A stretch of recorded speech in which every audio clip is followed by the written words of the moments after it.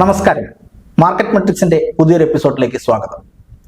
ഓഹരി വിപണിയിലെ നിക്ഷേപകർ കുറെ കാലമായി കാത്തിരുന്ന ഒരു IPOയുടെ വിശേഷങ്ങളുമായാണ് ഇന്നത്തെ മാർക്കറ്റ് മെട്രിക്സ് തുടങ്ങുന്നത്.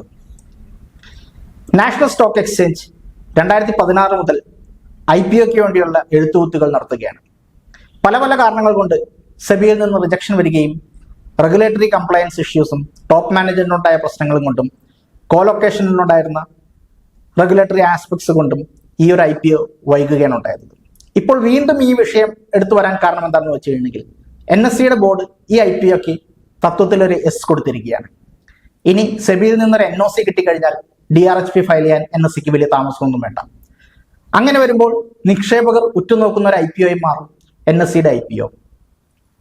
എന്തുകൊണ്ടാണ് ഇത് പറയുന്നതെന്ന് വെച്ച് കഴിഞ്ഞാൽ ഇന്ത്യൻ സ്റ്റോക്ക് എക്സ്ചേഞ്ചുകൾ ഒരു ഡ്യുവോപോളി മോഡലാണ് വർക്ക് ചെയ്യുന്നത്. National stock exchange, Bombay stock exchange മാത്രമാണ് ഇന്ത്യയിലുള്ള ഫങ്ഷണൽ ആയിട്ടുള്ള സ്റ്റോക്ക് എക്സ്ചേഞ്ചുകൾ. ഈ രണ്ട് സ്റ്റോക്ക് എക്സ്ചേഞ്ചുകളാണ് വിപണിയിലെ ആകെ ട്രേഡിംഗ് കൈകാര്യം ചെയ്യുന്നത്. അതിൽ തന്നെ മാർക്കറ്റ് ക്യാപിറ്റലൈസേഷൻ ആകട്ടെ, ട്രേഡിങ്ങിന്റെ വോള്യം ആകട്ടെ, NSE BSEക്ക് മുമ്പിൽ ബഹുദൂരം മുമ്പിലാണ്. BSEയുടെ ഓഹരികൾ ഇപ്പോൾ മാർക്കറ്റിൽ അവൈലബിൾ ആണ്. 2 രൂപ ഫേസ് വാല്യൂ ഉള്ള BSEയുടെ ഓഹരികൾക്ക് 4000-ന് മുകളിൽ വിലയുണ്ട്. ഈ ഒരു സാഹചര്യത്തിലാണ് NSEയുടെ ഫൈനാൻഷ്യൽസിലേക്ക് നമ്മൾ ഒന്ന് എത്തി നോക്കേണ്ട ആവശ്യം വരുന്നത്. ഈ കഴിഞ്ഞ വർഷങ്ങളിലായി NSEയുടെ ഓപ്പറേറ്റിംഗ് റവന്യൂവിലുണ്ടായിരിക്കുന്ന വർധനവും പ്രോഫിറ്റിലുണ്ടായിരിക്കുന്ന വർധനവും അഭൂതപൂർവമായ വർധനമാണ്. ഈ കഴിഞ്ഞ വർഷത്തിലെ പ്രോഫിറ്റിലെ വർധനവ് 40%-ലധികമാണെന്ന് വേണം മനസ്സിലാക്കാനായിട്ട്. ഈ ഒരു വർധനവ് ചിലപ്പോൾ അടുത്ത വർഷം കൊണ്ടുപോകാനായിട്ട് NSEക്ക് ചിലപ്പോൾ സാധിച്ചെന്നിരിക്കില്ല. കാരണം F&O സെഗ്മെന്റിൽ സെബിയുടെ റെഗുലേഷൻസ് എല്ലാം വരികയാണ്. ഈ മാസം മുതൽ F&O സെഗ്മെന്റിൽ വീക്ക്ലി ഓപ്ഷൻസും വീക്ക്ലി ഫ്യൂച്ചേഴ്സിന്റെ ട്രാൻസാക്ഷൻസിൽ റെസ്ട്രിക്ഷൻസ് കൊണ്ടുവരികയാണ്. അങ്ങനെ വരുമ്പോൾ NSEയുടെ F&O ഡെറിവേറ്റീവ് ട്രേഡിങ്ങിൽ കാര്യമായ കുറവ് തന്നെ ഉണ്ടായേക്കാം. ഇത് NSEയുടെ വരുമാനത്തിനെയും NSEയെ ആശ്രയിച്ച് ജീവിക്കുന്ന അല്ലെങ്കിൽ NSE ആശ്രയിക്കുന്ന മറ്റ് ഇന്റർമീഡിയറ്റ്സിന്റെ വരുമാനത്തിനെയും കാര്യമായി തന്നെ ബാധിക്കാനുള്ള ഒരു സാധ്യത തള്ളിക്കളയാനാവില്ല. എന്നിരിക്കലും ഇതിനു മുമ്പുണ്ടായിരിക്കുന്ന റെഗുലേറ്ററി ആസ്പെക്ട്സിലെല്ലാം തന്നെ എന്തെല്ലാം വിഘടനങ്ങൾ ഉണ്ടായിട്ടെങ്കിലും അതെല്ലാം തന്നെ അതിജീവിച്ച് എക്സ്ചേഞ്ചുകളും ഇന്റർമീഡിയറീസും അതിവേഗത്തിൽ തന്നെയാണ് മുന്നോട്ട് പോയിക്കൊണ്ടിരിക്കുന്നത്.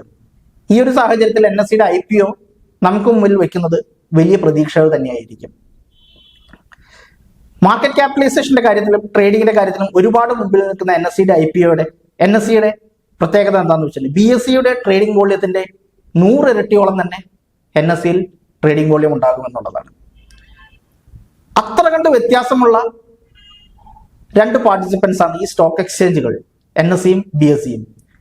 അവിടെ വെച്ച് NSEയുടെ ഒരു IPO ഇത്രയും കാലം വൈകുന്നത് നിക്ഷേപകർക്കിടയിൽ ചെറിയൊരു ആശങ്ക തന്നെ സൃഷ്ടിക്കാൻ ഇടയായിട്ടുണ്ട്.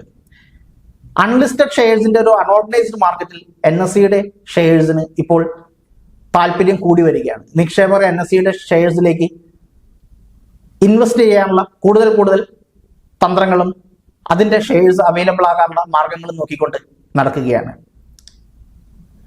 അപ്പോൾ NSE ഒരു DRHP ഫയൽ ചെയ്യുകയാണെങ്കിൽ തീർച്ചയായിട്ടും ഗ്രേ മാർക്കറ്റിൽ NSEയുടെ ഇപ്പോഴത്തെ വിലനിലവാരമായ 1800-2000 ആ റേഞ്ചിന് മുകളിലേക്ക് NSEയുടെ ഷെയറുകൾ കുതിച്ചു വരാനുള്ള സാധ്യതകൾ നമുക്ക് തള്ളിക്കളയാനാവുകയില്ല.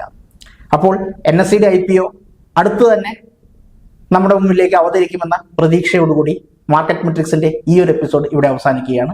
വീണ്ടും ഒരു എപ്പിസോഡുമായി വരുന്നതുവരെ നന്ദി, നമസ്കാരം.